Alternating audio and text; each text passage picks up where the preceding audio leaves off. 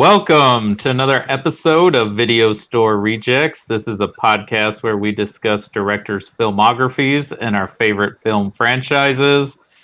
I'm your host, Cody House. With me most of the time is my co-host, Chris Jacobs. He's the gentleman who posts all the lovely pictures of VHSs and other great artwork on our Facebook page. And also saves us from being bullied. Yeah, he's our very own superhero. I try, people. I try. We got a returning guest. He has his own YouTube channel where he reviews and discusses movies. It's Robbie Fleming. Welcome back, Robbie. Yay. Hello, Cody. Yes, when you announced you were doing Coen Brothers, this was the one I jumped to the most. Yeah, this was the one you wanted initially. I read your review. It's a good review, but you don't seem to love this one as much as some of the other Coen Brothers movies. So what sticks out to you about this movie amongst their massive filmography? I think it was the third Coen Brothers film I watched, and I just remember it being really, really silly, and I just kept watching it because of how silly it was. Yeah, I think the thing I like about this movie, and I don't even know if the Coen brothers were aware of it at the time. They probably were, because apparently they were writing this script at the same time they were writing the No Country for Old Men script. But I appreciate right after they win an Oscar for one of their more serious films, they're like, well, let's just take a piss out of ourselves and make fun of our own movies. Yeah, it was a first time watch for us, and I can see where it wasn't the most popular of their films. It was a little. Some of the jokes fell a little flat with me. This is most popular Coen Brothers films on my website. It's got over 130 views. Wow.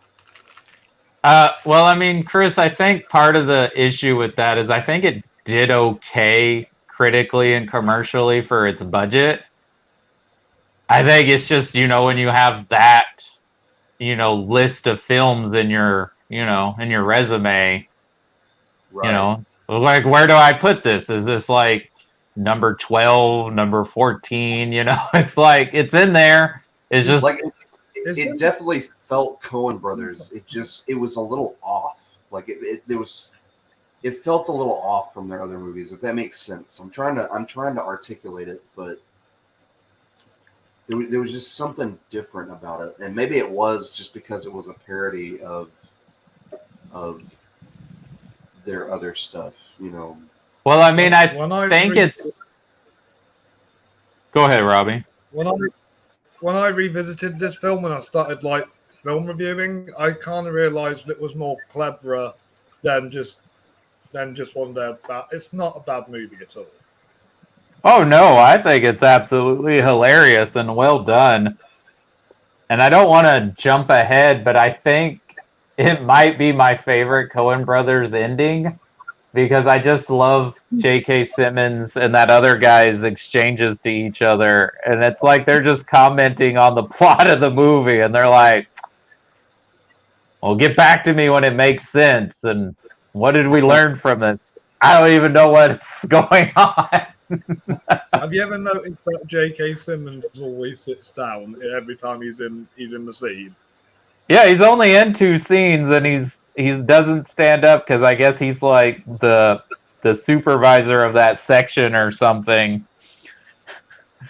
But I love it because I think, yeah, it's the Coen brothers like just commenting on their own movies, in my opinion. Right. Like they're making fun of themselves. Like, I don't know what this movie's about. So remind me, Cody, how would you explain the story to somebody who's probably watching this and hasn't seen this movie? I would say it's a group of people who are all idiots who think they're in some deep, top secret espionage thriller, but really it's a comedy. Yeah.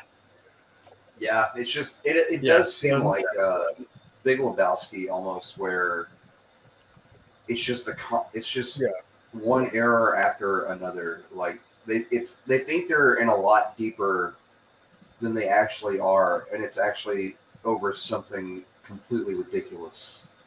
Well, getting back to that J.K. Simmons scene when Malkovich's supervisor reports to him, he's like, well, what's his clearance level? And he's like, a 2 or a 3. And he's like, well, that doesn't even matter. Right. But I will say on the last episode, this has 3 of my favorite actors in. Tilda Swinton, Frances McDormand, and Brad Pitt, correct? Yeah. Yep, correct. Well, I think Brad Pitt steals the show in this movie, honestly. Yes. Oh, man. Yes. I think I got really, really upset when I saw his character dismised the first time.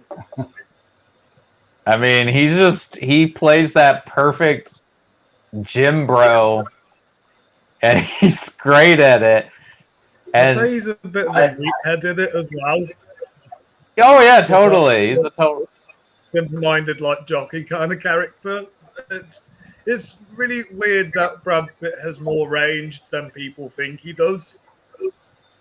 Absolutely, he's a very talented and gifted actor, and I don't know. I don't know how it is in England, but I know here in America, we tend to not want handsome people to be talented. We tend to want to be like, oh, they're just a pretty face. They're not a real actor. But I mean, he's shown time and again that he can do different types of roles and characters.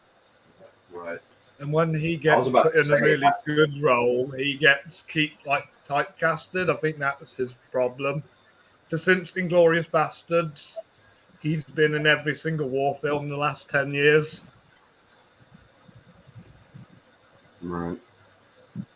Oh, yeah, because I didn't see the Zemeckis spy movie he did. No, I didn't. I seen Fury. What other war movies he been in? He was in one for Netflix a few years back. Oh, that's right. I forgot about that Netflix movie. I haven't seen it. But him just looked recycled. But him, Clooney, McDormand, and Jenkins, those were all, and Malkovich were all the actors they wanted for those roles. And Brad Pitt was kind of hesitant to take the role because he's like, well, this guy's a complete moron. I don't know if I could do it. And Joel Coen said, you'll be fine.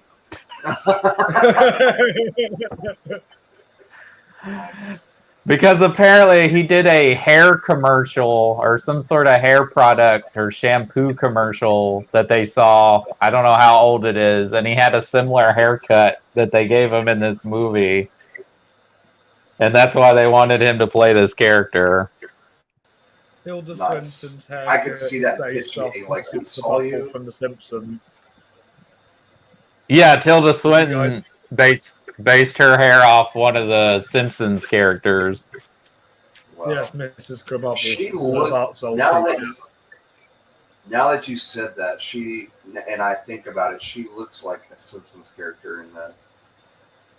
I can't unsee that now. Every time I watch that, I'm going to be like, oh yeah, now she looks like a Simpsons character. But yeah, I love Brad Pitt's reactions to things when he thinks stuff is supposed to go a different way, like when he gets hit by Malkovich, and his death scene is priceless. His face he has when he's hiding in the closet. Man. Yeah. It's just I think he steals the show. But speaking of seeing that film, Frances McDormand sees in it with Claire Danes and Dermot Mulroney. That movie they watched seems terrible, but you want to know how meta it gets with this fake movie? I It's saw apparently on that video I sent you earlier, Sam Raimi's credited as director. right. Sam Raimi's credited as the director, who is a friend and collaborator with the Coens. I believe it says it's based on or a screenplay by Cormac McCarthy, which I don't think he would ever write a romantic comedy, but who wrote No Country for Old Men. That would be twisted. I forget if there was some other things in there. Oh, and they mentioned that Dilbert Maloney's going to be a guest on that morning show George Clooney's wife is on, where we find out she's also having an affair with the host. Wow. This is also shot by Emmanuel Lubezki. It's not shot by Deakins. That's right. This is the first Coen Brothers movie since Miller's Crossing to not be shot by Roger Deakins, because he was shooting Sam Mendes' Revolutionary Road at the time. Do you think he knows the Coen Brothers, Sam Mendes? I mean, I don't know if they're like on, buddy terms, but they may have, crossed each other. I don't know if they've ever had movies out at the awards circuit at the same time. Roger Deakins throwing a party and the Coen Brothers and Sam Mendes have been there. It's possible. It's possible, but the Coen Brothers are eccentric fellows, so I don't know, who they hang out with. Sam Outside. Mendes is all artistic and theatery. Yeah, I mean, Ethan Coen has a theater background too. In fact, that's apparently why they're not making movies together anymore. But now Ethan Coen... I don't think so. I think they just want to do different things. Yeah. I mean, what else do they have to prove as artists? Peter and Bobby Farley don't make movies together anymore either. Do you think Josh and Benny Safdie will make their own movies eventually? It's possible. Just depends on where you go with your careers. I don't know. But, I mean, Tilda Swinton's great in this movie, but I feel like it is a Tilda Swinton performance. It is what you expect her to play. It's the type of character she usually plays in a lot of movies. I feel like sometimes when she's casted for a role, it's just to prove how good of an actress she is. And she doesn't need to really prove it all the time, if that makes sense. Oh, absolutely. Yeah. I do think it's ironic that her and Clooney... That short film. And it was just literally her just showing off her acting talents. Yeah, I mean, she's a pro. But I do think it's funny... Go. Actress than Tilda. You mean working or just for that role? No, yeah, in general. I don't know. She's up there. I mean, I don't know. It's hard to say. Frances seems like she doesn't care about social, and she just likes her job. I mean, I would put Frances up there with Tilda. I think Frances is one of the greatest actors working today. Oh man, yeah. The woman's won 3 Oscars. Yeah, she's got 3 Oscars, and she does what she needs to do in this movie, because she plays a very superficial person in this, I would say. Yeah. And she only cares about, her looks and maintaining... Because, she's getting to the age where people question their mortality and their looks, and, she works with Brad Pitt every day, so... And, her and him decide to get into this dumb, which otherwise is meaningless, errors of top secrets. Can you name another 2008 movie Richard Jenkins is in that's also a really funny comedy? And it's one of my favorite movies ever. Oh, Step Brothers. He's John C. Reilly's dad. Yeah. Yeah. Yeah. Richard Jenkins. Must have been a good year for him to be in 2 big comedy movies. Funny story about him is they said, maybe you should lose some weight for this role since you're the manager of a gym. And he's like, I'm a 60-year-old man. This is my body. You're just going to have to deal with it. Good for him, though. He's like, you hired Brad Pitt. I'm not Brad Pitt. Yeah. But I mean, I'm way past that age, guys. He's so good, just like as really like there's not much to his character. He's just a super nice guy who apparently has a crush on Frances McDormand, probably shouldn't. And decides to help and doesn't work out for him. But he's just one of those guys. He's gonna do a solid job even if he doesn't stand outside the crowd of the roles. I like the poster to this movie as well. With all the faces? Yeah, and the text as well. Kind of feels very Coen Brothers-y when you look at it without even saying their name on it. If their name that wasn't on the poster, you would know it's a Coen Brothers movie. Yeah. I kind of like the one that came out the year later. It was called The Men Who Stare at Goats. Did the Coen Brothers have anything to do with that? Does the font on that poster looks a lot similar to the font on the Burn After Reading poster? I don't believe so, but it does feel Coen-esque, and it does have Clooney in it. And Jeff Bridges. Yeah. I don't think they were involved in it. It looks like Clooney's producing partner directed it, so it looks like it's more of a Clooney production.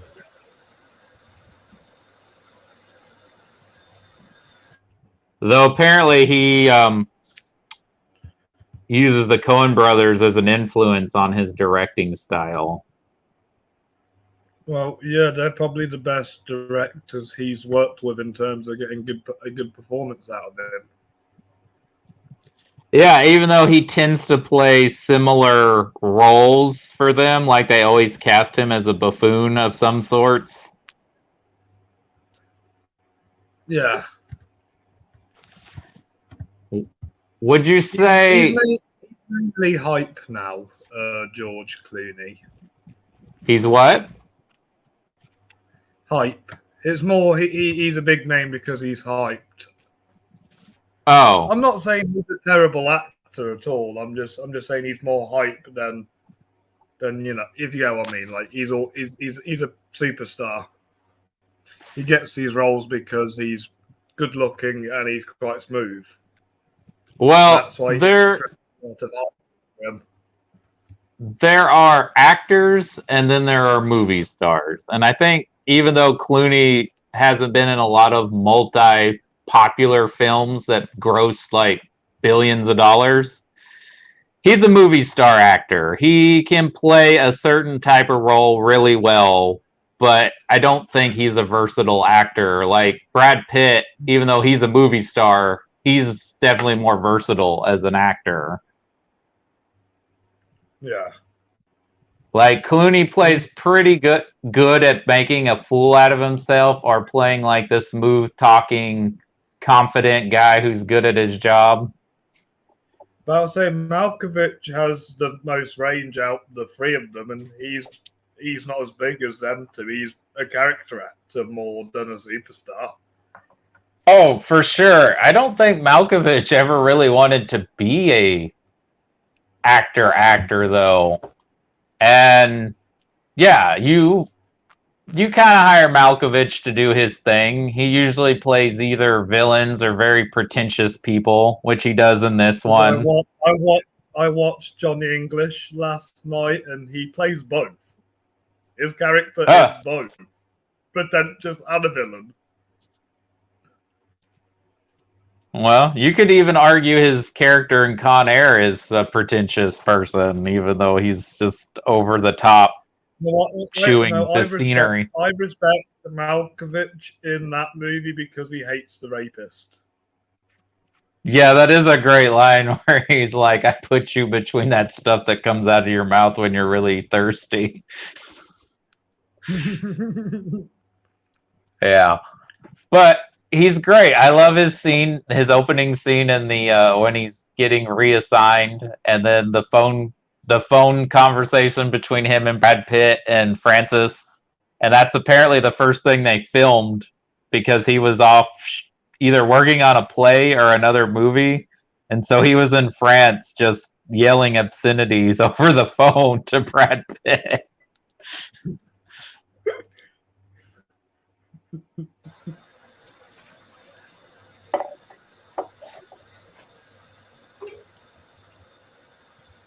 This is a return to form for them in one regard. This is the first original screenplay they worked on since The Man Who Wasn't There, because Intolerable Cruelty was an adaptation.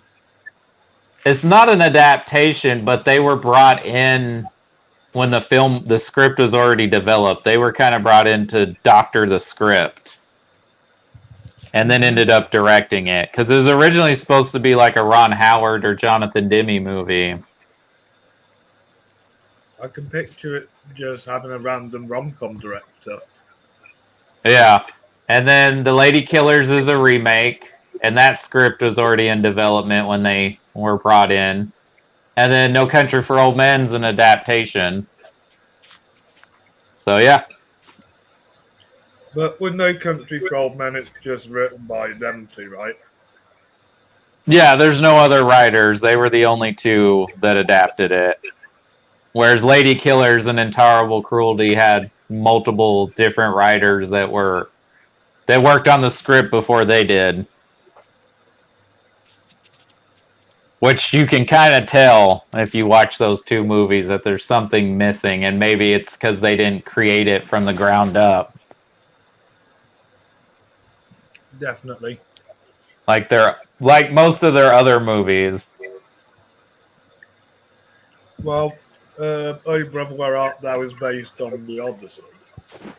Loosely.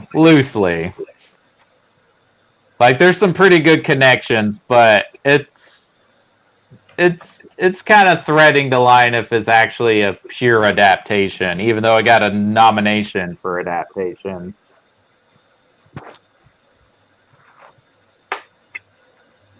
So do we think His best shot movie, though?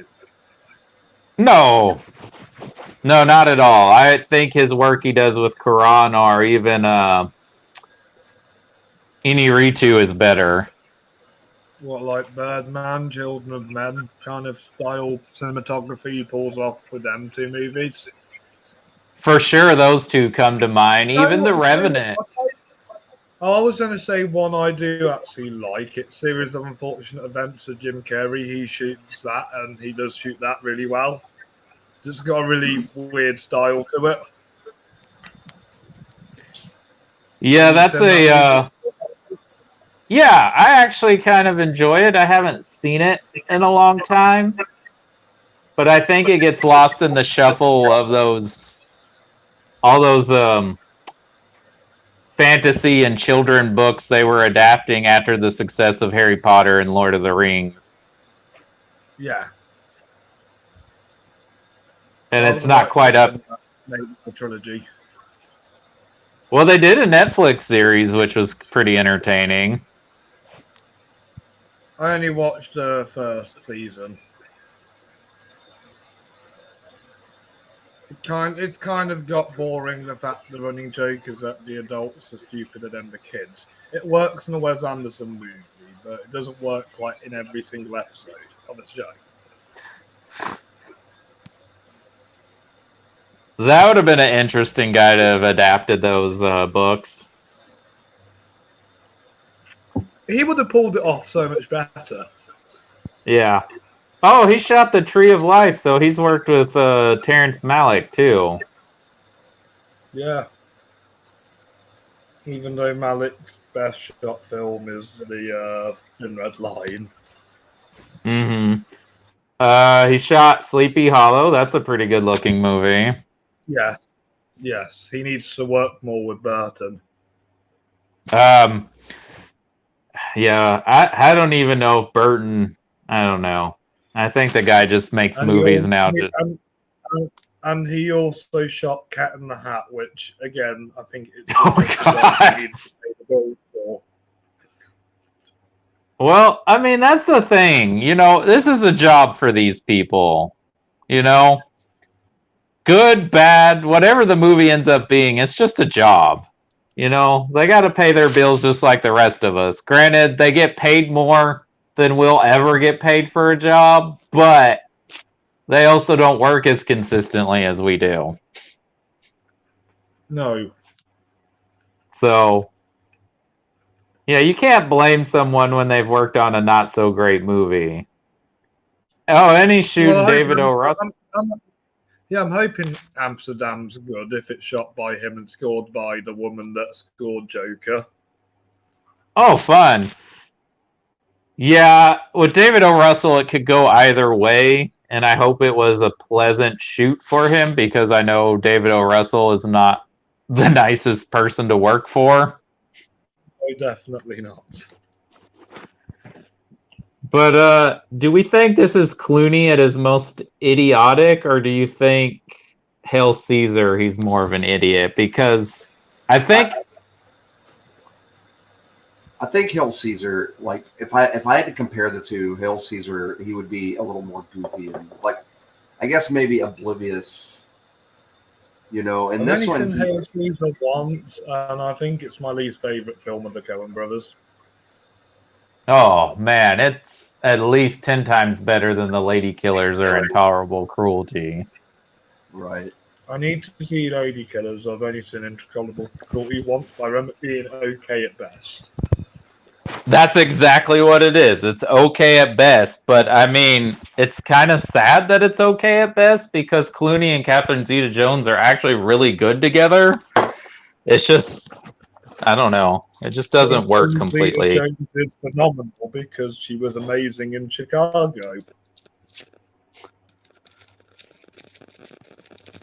But I think you're right. An Oscar winner out the 5. Out the 6, actually, because J.K. Simmons has won an Oscar. Yeah, J.K. Simmons, Frances McDormand, Tilda, Clooney, Pitt, they all have Oscars. And Richard Jenkins has been... Oscar win film, though. Oh, you haven't seen Michael Clayton? You gotta watch Michael Clayton. Which is funny that Clooney and Swinton in this are kind of like they're having an affair, right? But they don't really like each other, so they're rivals of Michael Clayton. I haven't seen that either. So. Oh, guys, if you love 70s political thrillers, like it's a perfect movie star role. It was a law film. It's a legal thriller. It's really well made. It's a great movie star role for Clooney, and Tom Wilkinson is amazing in it. Might be, I think it's Sidney Pollack's last film role. Oh wow! Yeah, it's. I take it. It sounds like Tilda's showing it. Tilda's great. Yeah, she won an Oscar that year for Best Supporting Actress. So I still don't get how she wasn't nominated for We Need to Talk About Kevin. I still need to see that, but I remember everyone being upset that she wasn't nominated that year. Yeah. Which film was that? Lynn Ramsey's We Need to Talk About Kevin. It's a film from 2011. Because I've seen The Iron Lady and even though Meryl's great as Thatcher and everything, but Tilda kind of makes that movie what it is. Okay, cool. The I've heard of Kevin that. movie. I've heard of that movie. I just haven't seen it yet. I also haven't seen The Iron Lady because I'm not a big bio movie person, and I know like there's a lot of people in England that don't exactly love Margaret Thatcher. Yeah, she's a very controversial figure. I don't really want to talk politics today, but yeah, she is a very controversial figure in the UK. So I don't know if you guys remember this, but the opening and closing of this movie reminds me of Google Earth. Like if you tried to like find somebody on Google. Yes. Yes, I remember.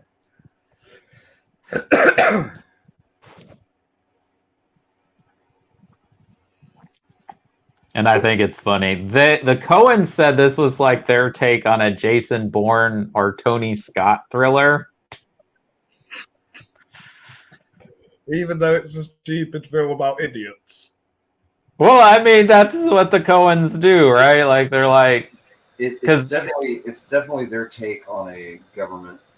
But Fargo and Big Lebowski and No Country for Old Men have really clever scripts. I don't. think I mean, I think you don't think the script is clever? I think it is clever, but it's clever to be stupid, if that makes sense. Oh yeah, totally. But I don't think this is like not a clever script. I think they know exactly what they're doing. And I think because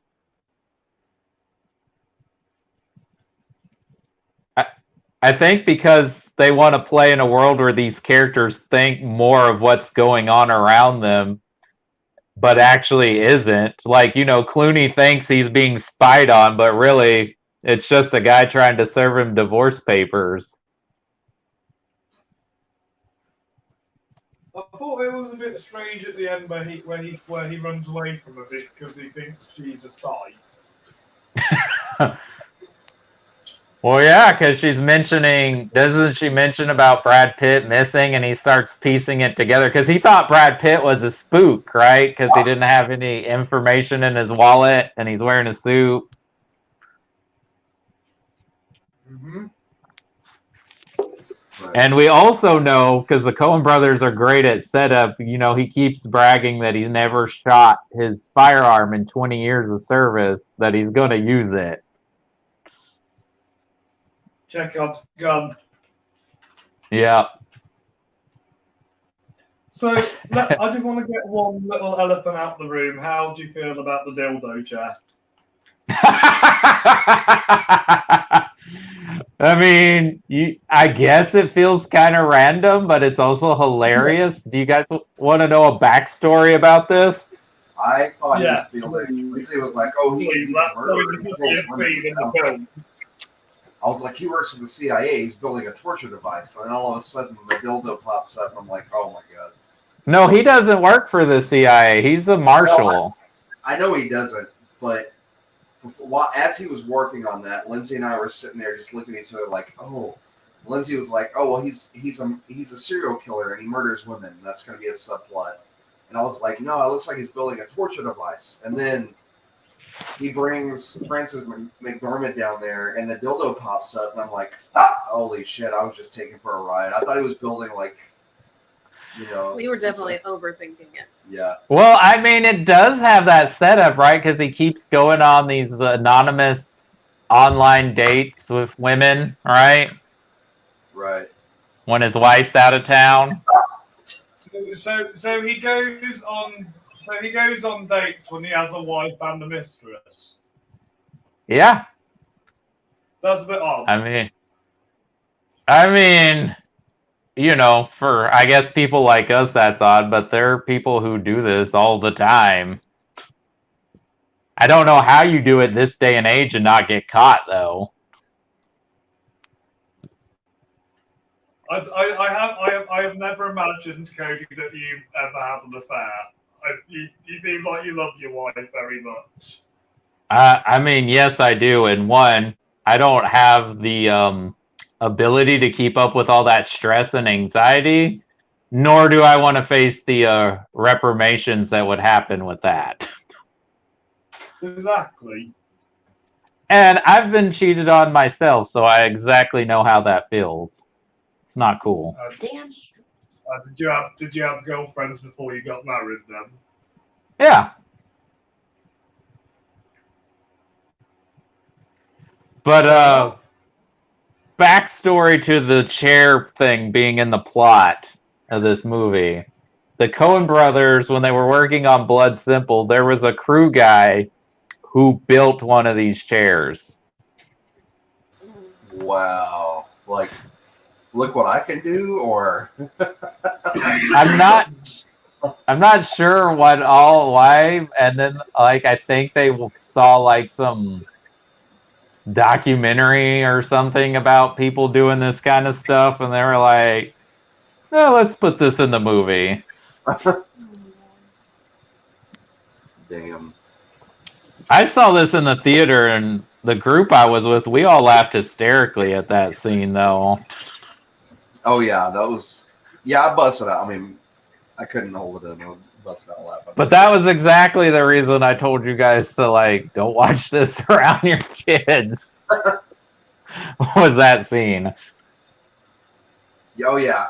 We were watching for stuff because I know. I can't think of any Coen Brothers movie that I would show a kid. Raising Arizona is okay, I guess, depending on how old they are. Raising Arizona and Oh Brother, which I don't think it was like Oh Brother, but there's just nothing that really goes on. Yeah, Oh Brother would be okay. Like we were watching the last time we watched it, they would come into the room and just sit there for a minute and be like, "Oh, okay, well this is kind of boring," and leave or do what they were going to do. So it wasn't really anything that even the dialogue was kind of above. I don't want to discredit my kids, but I'm just saying the way that the dialogue was and the way that was written. I think it was a little fast and over their heads. Yeah. No. I don't think there's a lot of cursing in Oh Brother Where Art Thou either, though. Just a little. There's only like a few words here or there. Yeah, it's just very low level. And it's not a violent picture, really. There's like that one scene where they're whipping Pete, but that's about it. Right. And my kids have watched the first 3 seasons of Stranger Things, so. Yeah. Did you know the guy from Walking Dead is in this film? He plays the plastic surgeon, the one that plays Dale. Yeah, I was trying to remember where I'd seen that guy because he's, it's like he's like a Richard Jenkins. He's one of those guys. You're like, where have I seen that guy before? Yeah, that's where it was. He's also in The Green Mile as well. He's one of the guards. Yep, he's one of the guards. So I guess he's buddies with Frank Darabont because Frank Darabont was the executive producer and creator of the first season of the show till AIM. He has to be killed off at the end of season 2 because Darabont left the project. Is that why they killed his character off? Yeah. Oh, I didn't know that. So his character in the comics lived longer. Yeah. I'm sorry, my computer did that random shutdown. So I'm sorry, you talking about comics? We were talking about the guy that plays the plastic surgeon in Burn After Reading. He was Dale on The Walking Dead and was also in The Green Mile. So apparently they killed his character off because they fired Darabont as the showrunner of The Walking Dead.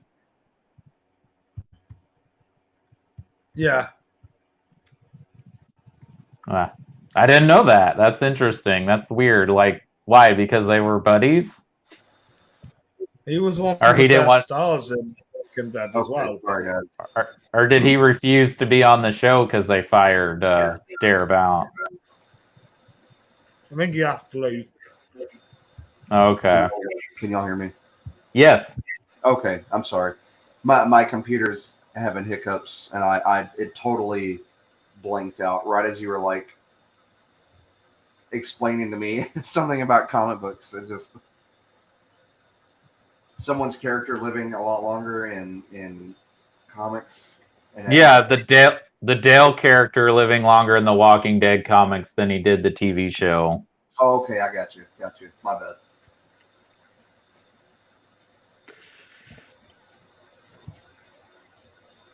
But I think watched this Walking movie. Dead season 8. What was that, Robbie? I've not seen Walking Dead since season 8. I think I'm the same. I can't remember what season I stopped watching. It was after they introduced Jeffrey Dean Morgan's character, so it might have been season 7 or season 8, somewhere in there. Yeah, because he was literally the only good part of that show when he came in. Everything else just died down about it. He kind of became the star of the show, really. Oh, I know when I stopped watching. Is when the lady that's on Star Trek Discovery was killed off. Spoiler for people who haven't seen it. But, you know, when you hear actors getting a new TV show and they're on Walking Dead, you kind of know what's happening. Right. Yeah, The last time Stephen Yang was leaving the project because he signed on to do loads of films. And he's doing great. Minari was wonderful, and he's really good in Nope. I can't wait to see Nope. Is it not out in the UK yet? Not till the 12th. Oh, man. Yeah, I haven't seen it either, and I'm in the US. But you were saying, Chris? Anyway. Oh no! I was just saying the last thing I remember on Walking Dead was a guy got bit in the. He was bitten, and these bad guys were eating his leg, and he was laughing because he knew they were eating infected meat or something like that. And then yeah, it's like way early on, like maybe season 3. I don't remember, but that sounds about right. I noticed he was in a TV show who was also in Burn After Reading. He's the one that played the comic book guy in Big Bang Theory. Oh, yeah, he's the guy that serves George Clooney his divorce papers. Yes, that's him. Yeah, poor guy. Yeah, what are you about to say about Burn After Reading, Cody? Oh, I was going to say that I think this was a very much a palate cleanser for the Coens. I think they needed something lighthearted and not so serious and depressing after doing No Country for Old Men. So they just needed something that was fun. Go back to comedy.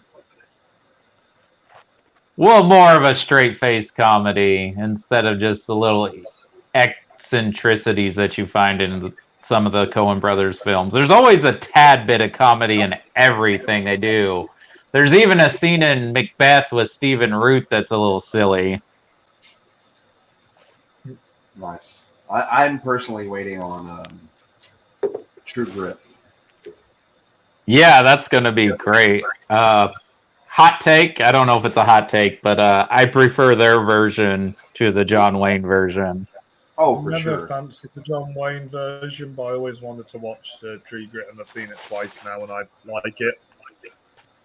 Oh, it's a treat because I'm a fan of westerns, like especially in my later years. Not so much in my younger years. I did watch Bonanza and stuff with my parents. I was always more like, oh well, I'm gonna go watch Star Wars or Star Trek. What's your opinion on Django Unchained? Oh, I love it. It's brilliant. Nice. And I heard that was going to lead to a Zorro movie or something like that, if I'm not mistaken. Yeah, I mean, Tarantino is just like a lot of, like Del Toro is famous for announcing projects they're going to do that never happen. Right. It would have been interesting because I am a fan of the Antonio Banderas Zorro, the first movie. The second one wasn't that great. It's all right for what it is, but I've actually never seen the second one. It's okay. They made it more of a family movie, like right. he has a kid, and it's got kid jokes, and I mean, it's cool. I guess I'm sure my kids will probably like it, and but the first movie was great. I loved it when it came out, and still do. But that would have been really interesting to see his take on Zorro. Mm. Is that your sign of you're getting older? You like to watch more westerns? I think probably so. Like, It's either westerns or like World War. yeah, World War II. I rewatched Dances with Wolves the other day. That's still a solid movie. Oh man, yeah, that's an excellent movie. Did you watch the extended version? There's an extended version of that. There's a director's 4 hours for Kevin Costner. 3 hours is enough. God, Kevin Costner. Yeah, I'm with Robbie. Yeah. 3 hours is enough. Hey, it's decent though. It adds more context, and it's beautiful scenery. So, of course. But yeah, I love Dances with Wolves, and I'm a huge Red Dead Redemption, Red Dead 2 fan. So I've completed. Yeah, I beat the main story, so now I basically just live in game, and I'll trot to places instead of fast travel and fish and hunt along the way, and I'll set up a tent, and I'm like, man, it's therapy. It's therapy for me. I love it. It's relaxing. Well, I say that, Chris, because I don't. Sorry, you go first, Cody. Okay, I said I mentioned that to you, Chris, because Patton Oswalt has a stand-up sketch where he talks about how you know you're getting older. And it's like most men like start watching World War II documentaries, and he's like, mine, I just don't get mad about stuff that I don't like anymore. Like, I don't care about Nickelback anymore. He's like, I used to be like, they aren't rock stars. They only care about making money and getting women. Well, I guess that's okay. I don't care. I don't care for it. You don't have enough energy to spare to be mad about some things anymore. Yeah. He has a point about that. But yeah, it is. I'm watching more. You know what? And it's funny that you mentioned World War II movies, because I just set out Band of Brothers the other day. I'm not joking. I was like, oh man, I haven't watched this in a couple of years. I think I'll set it out to get into eventually. And then you were like westerns, and I'm seeing it flash before my eyes. Like when I hit 40, it'll be, 39 is the. You want to hear about its accolades? What's that now? Do you want to hear about the accolades for Burn After Reading? I've just Googled them. Sure, let's see what they got. Yeah. So they didn't get any Oscar nominations, but they got 3 BAFTA nominations: Best Original Screenplay, Best Supporting Actor for Brad Pitt, and Best Supporting Actress for Tilda Swinton. It got nominated for Best Comedy at the Critics' Choice Awards, and got 2 Golden Globe nominations: Best Motion Picture Comedy or Musical, and Best Actress Motion Picture Musical or Comedy for Frances McDormand. See what beat them for Golden Globes.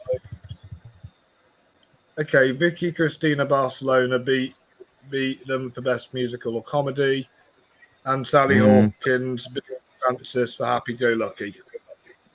Yeah, I remember the critics really liking that one, and I guess that makes sense for Vicky Cristina Barcelona, because that's the year Penelope Cruz won the Oscar. Which was the best performance in the movie. Yeah. But I mean... Tilda lost to Penelope for the BAFTA, and Brad had no winning because Heath Ledger won Best Supporting Actor. Well, there you go. Yeah. One of my favourite films. Beat Burn After Reading for Best Original Screenplay. What beat it? In Bruges. Oh yeah, well that's a really well done screenplay. Do you think? Martin McDonagh, yeah, he is very similar to the Coen Brothers. Three Billboards kind of reminds me of the Coen Brothers movie. It totally does. Not just because Frances McDormand, just how the characters are in that film feels very Coen-esque. Yeah. So I was wondering if he's a Coen Brothers fan. Oh, he must be.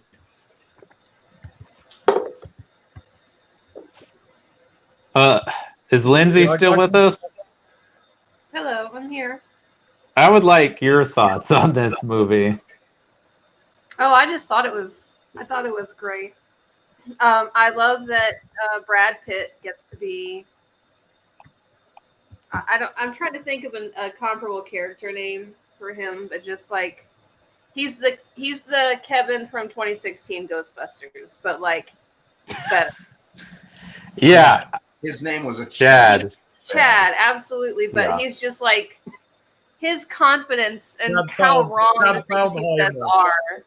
Like he and Frances McDormand totally did not. What's that?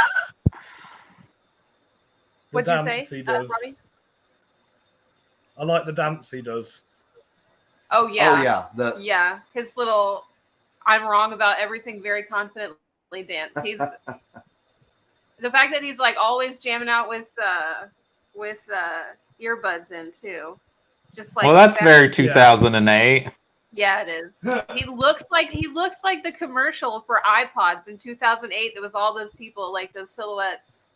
Maybe that was a little earlier than 2008. They're just like dancing silhouettes, but you can see the headphones. Yeah.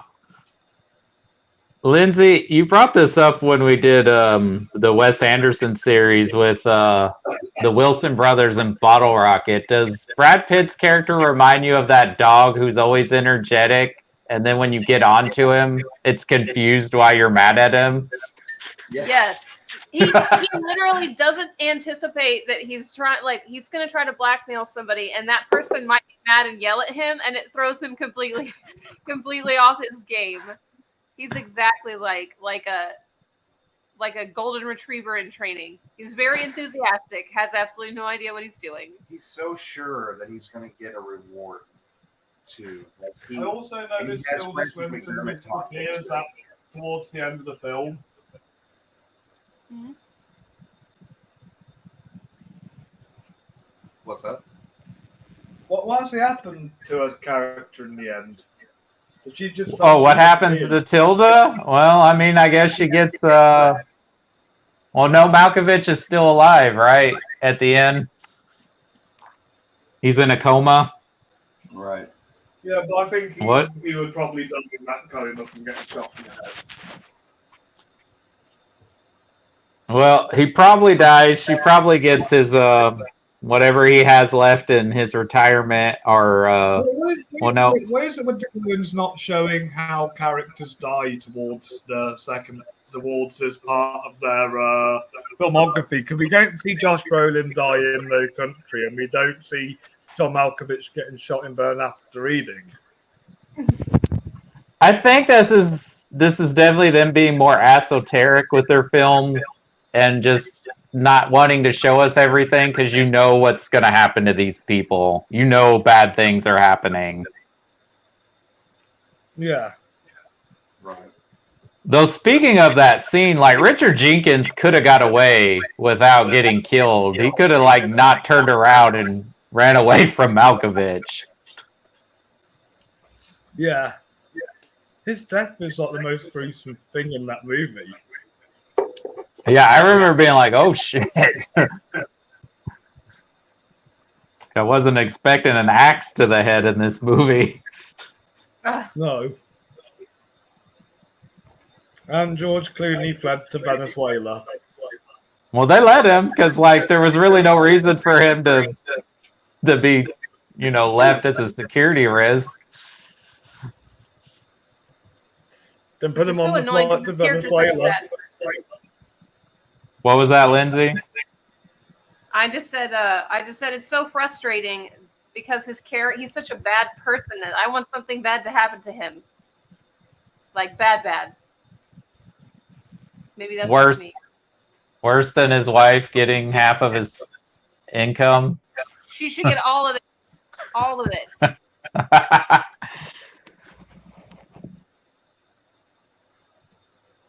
Yeah. Well, he probably doesn't have a good time in Venezuela. Maybe. Well, Venezuela has a terrible, again, not going into politics, but I know the system over there is very messy right now. So he's probably not having a good time, even if he's still there.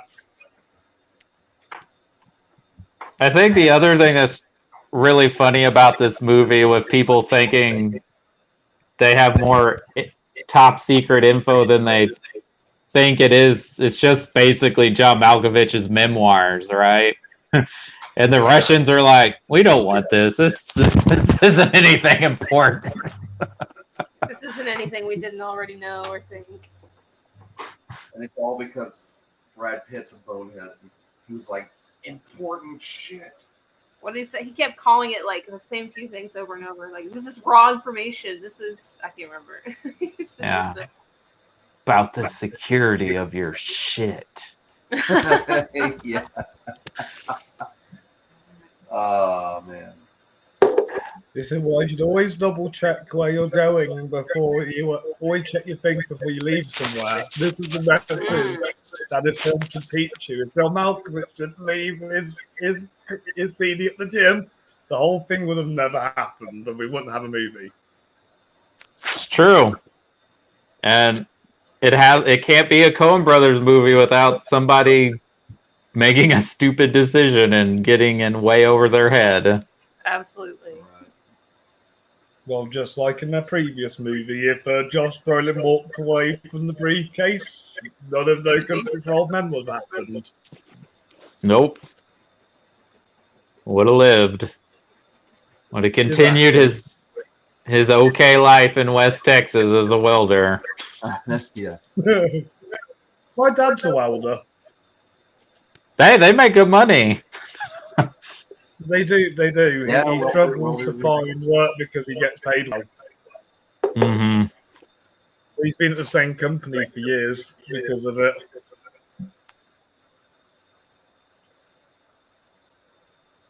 Well, I really don't have much else to say about this movie other than it's hilarious. It's fun. Yep. I think it's probably middle of the road Coen Brothers for me. Yeah. Yeah, I don't want to say I mediocre. do want to rewatch some of their other films I've only seen once. I've only seen Man Who Wasn't There once. I've only seen But Think once. You know, I need to try and watch more. Oh, well, definitely both of those are really well made. Yeah. Yeah, this is So, just, it might not be their best, but it's more of a personal, I like watching it a lot kind of thing. Well, I appreciate filmmakers who are willing to make fun of themselves and their movies. So Like, that's why I like it. One of the two go-tos with the Coen Brothers. For sure. I mean, that's a lot of people's two go-tos. Right. Yeah. So nobody else has anything they want to say before we rate this thing? Not really, not off the top of my head. Like it's. I've pretty I mean, much we covered covered everything I wanted to cover on this. There's not really much we can cover now. I mean, I guess hats off to Frances McDormand. She got the U.S. government to pay for her surgeries. That's right. She got what she wanted. And let's make sure that this doesn't happen again. Whatever. Whatever happens. Yep. Whatever happens. All right. So if you don't remember our Coen Brothers ratings, if you love this movie, you think it's one of their best, a masterpiece, it's a damn fine picture. If you think it's entertaining, it hits the marks, it does what it's supposed to do, it's quirky but delightful. Of course, there's always the deep dive if you think this is more of for a fan, our cinephile only. If you feel it's mediocre, doesn't quite up to snuff, then it's funny looking, you know. And then if it's terrible, it's horrible. It kind of explains this plot as J.K. Simmons and the other CIA guy try to make sense of what's going on, and it's a clusterfuck. I'm going to say the second one is Quirky but delightful. Quirky but delightful, yeah. It does what it says on the tin. Yeah. That's a fair assessment. Quirky and delightful. Yeah, that's exactly what it is. I think they needed a palate cleanser. I think they needed something that wasn't overly complicated, even though the characters in this movie think it's overly complicated. And I think maybe they just wanted to make a comedy about, you know, the kind of espionage that was not just going on in our movies, but in our society in a post 9/11 world, you know, at this point in.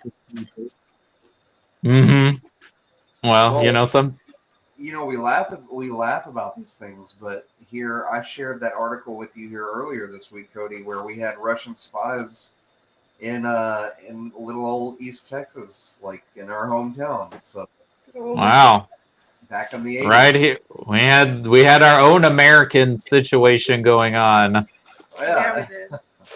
So you never know what's going on under your nose, you know. Or what is not. Or what is in my town. Exactly. What is not going on. But how would you know, Robbie? How would you know? I don't know if I heard a deep Russian accent. Well, that's part of being a spy, right? Is you adapt. You learn the culture. Yeah. Oh yeah, true. All right, Robbie, you want to plug your show or anything you got coming up? Yes.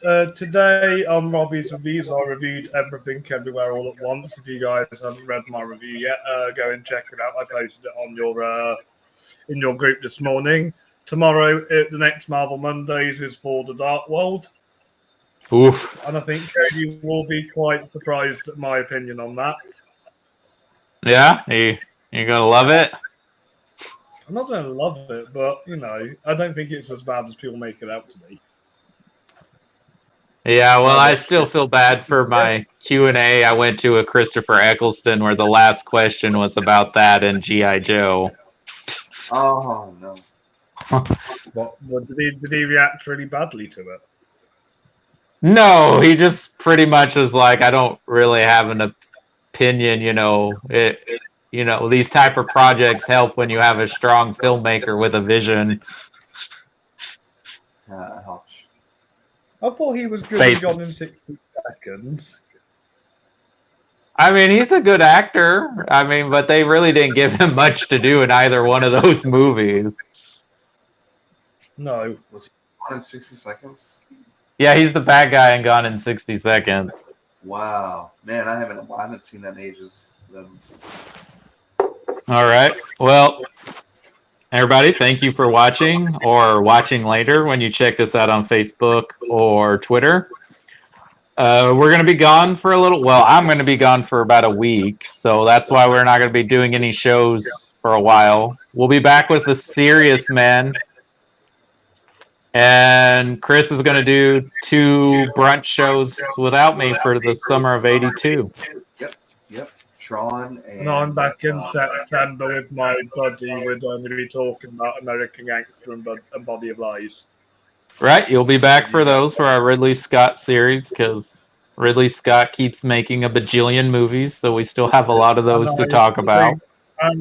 Unless you still want me to join for Macbeth with you and Justin, I think this might be my last Coen Brothers episode. Well, you can, but we're going to kind of combine the 2 filmmakers because Justin decided he wanted to talk about The Counselor, so it's going to be a double feature. Which was written by Cormac McCarthy.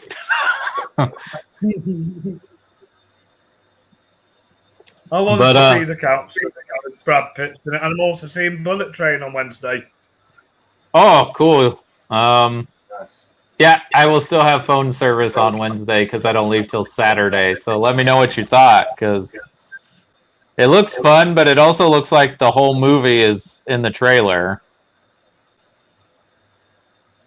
Well, we'll just see what happens. There might be a twist to it.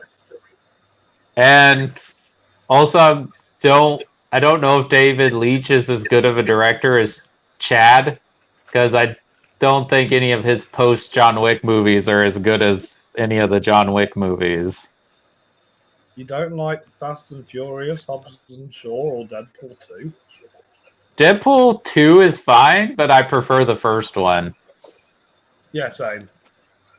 And Hobbs and Shaw is okay. I think I needed it to be a little bit more cheesy. Yeah. I think I needed it to be not Fast and Furious related, just an action film with Jason Statham and The Rock. Idris Elba was having fun, but that's about it. Yeah. Yeah.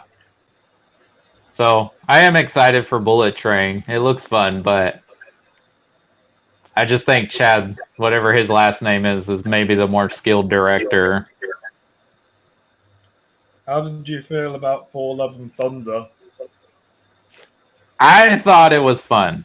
I think it's exactly like any other Taika movie. I'm not quite understanding why people don't like it. I want to buy you two screaming goats now. Oh, well, I kind of understand that, but I mean, like, I don't know. It just felt like every other Taika movie. It's silly, it's dumb, it's heartfelt. It's just not as good as Ragnarok.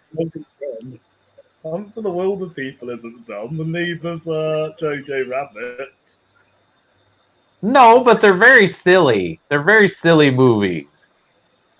Even though Jojo Rabbit's got serious stuff going on in it. But come on, Hunt for the Wilder People is very silly. There are serious elements to it.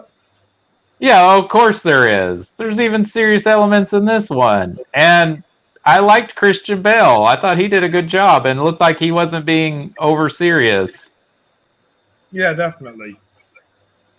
Yeah, he was the best part of the movie, and Mr. Russell Crowe. Oh, Russell Crowe was fun. Yeah. Well, you know how much I love Russell Crowe, because I like talking about his movies on your podcast. Apparently. I think I'm doing A Beautiful Mind with you at some point as well. Yeah, he's just that Russell Crowe fan. Yeah. Crowe and Howard. I like that movie. I like LA Confidential as well. That's one of his. Oh, yep, that's one of his best roles.